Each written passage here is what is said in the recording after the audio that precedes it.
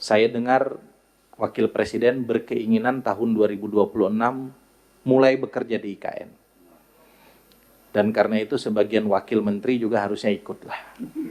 Karena kan wapres, ya sangat kuat dari Komisi 2 DPR RI, dan ini pasti akan saya sampaikan pada para investor dan para, kalau life expectancy Bapak kayak air quality index di sana pasti di bawah 10. Jadi oksigennya banyak sekali.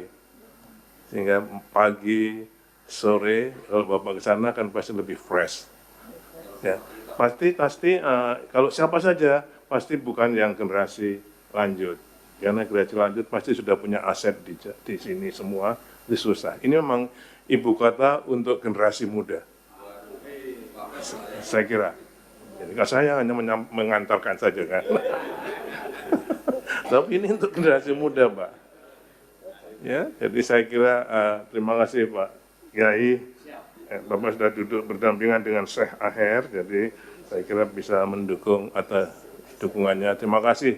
Saya dengan tulus, saya dan teman-teman dari Deputi Otorita sore hari ini sangat bahagia mendapat dukungan politik yang sangat kuat dari DPR RI. Dan tadi sampai Pak Ketua ini dilihat oleh streaming, jadi saya kira pasti banyak juga investor yang melihat. Terima kasih, kurang lebihnya mohon maaf. Assalamualaikum warahmatullahi wabarakatuh. bagi Komisi 2 DPR RI yang sebagian besar di periode lalu kami terlibat dalam pansus pembentukan Undang-Undang Nomor 3 Tahun 2022, kami bukan hanya bertanggung jawab hari ini, Pak, tapi kami bertanggung jawab atas asbabun nuzul kelahiran IKN. Jadi Bang Zulfikar ini adalah the founding fathers IKN. Karena turut terlibat dalam Pak Jokowi dari sisi konsep dan pemikiran menginisiasi, tapi inisiasi pemikiran dan konsep Presiden Jokowi kala itu tidak akan pernah terlaksana tanpa dasar hukum undang-undang. Dan karena itu dari ruang ini kami memang bertanggung jawab atas itu. Banyak orang yang bertanya, kenapa Otorita IKN jadi mitra kerja Komisi 2? Jawaban sederhananya adalah, karena Otorita IKN itu aspeknya adalah aspek pemerintahan daerah sebetulnya.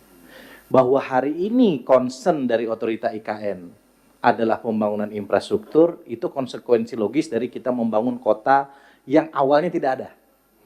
Yang tadi dikatakan oleh Pak Zul. Tapi ke depan, aspek yang kita tekankan adalah aspek terkait dengan pemerintahan daerahnya. Karena itu dari awal saya meminta kepada Kementerian Dalam Negeri untuk intens melakukan itu. Ibu Menpan tadi walaupun tidak menjawab, saya sudah tahu jawabannya karena menunggu keputusan yang lebih tinggi terkait dengan mutasi ASN. Tapi mohon izin Bu, kita semua punya kewajiban untuk menyampaikan kepada pimpinan, jangan sampai IKN tidak ada keputusan. Pak Basuki juga lakukan pendekatan yang agak out of box sedikit. Pak Ses IKN juga setiap kali ketemu dengan teman-teman di lingkar istana, saya kira perlu disampaikan. Dan Mas Aziz, jangan lupa setiap kali ngopi dengan Presiden juga diingatkan bahwa IKN ini harus segera kita beri keputusan terkait dengan perpindahan ASN. Bukan sekedar memindahkan orang, tapi memindahkan fungsi. Saya dengar Wakil Presiden berkeinginan tahun 2026 mulai bekerja di IKN. Dan karena itu sebagian wakil menteri juga harusnya ikutlah. Karena kan wapres, ya wamen-wamen ikutlah pindah ke IKN. Sebagaimana teori dari Ustadz B, lebah itu baru bisa ikut kalau bosnya lebah yang pindah. Kalau hanya memindahkan staf-staf lebah, itu tidak akan pernah bisa maksimal kepindahan itu. Ya, karena itu saya disuruh pindah duluan di Komisi 2 ini, Pak. Ya, agar nanti mereka ini ikut pindah. Tapi mereka sebelum dipindah nanti mohon ke ketua fraksi masing-masing untuk berganti komisinya. Sebelum ke para wamen, izinkan saya memberi kesempatan ke beberapa dirjen ya, yang tadi ada pertanyaan.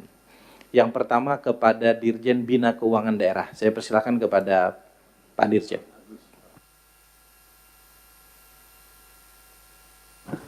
Terima kasih pimpinan atas izin Bapak dan Ibu Wamen. perkenankan kami menanggapi pernyataan, ini bukan pertanyaan, dari senior kita Bapak Dr. Taufan Pawi.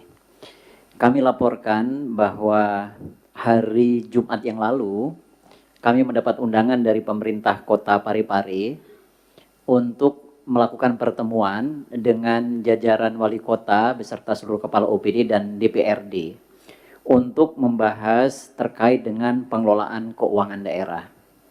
Namun DPRD tidak hadir. Banyak substansi yang dibahas, diantaranya adalah terkait dengan pembahasan APBD. Kami sampaikan bahwa APBD itu perlu kesepakatan bersama antara kepala daerah dengan DPRD. Dan kami mengucapkan terima kasih kepada Bapak Taufan yang sudah berdiskusi, memberikan arahan. Beliau wawasan yang sangat luas, pernah menjadi kepala daerah, sehingga melengkapi pemahaman kami tentang pengelolaan keuangan daerah. Nah, di dalam pembahasan itu kami sampaikan bahwa harus ada hubungan yang harmonis antara kepala daerah dengan DPRD, karena keduanya merupakan penyelenggara pemerintahan daerah. Jadi dua-duanya satu kotak sebagai unsur penyelenggara pemerintahan daerah.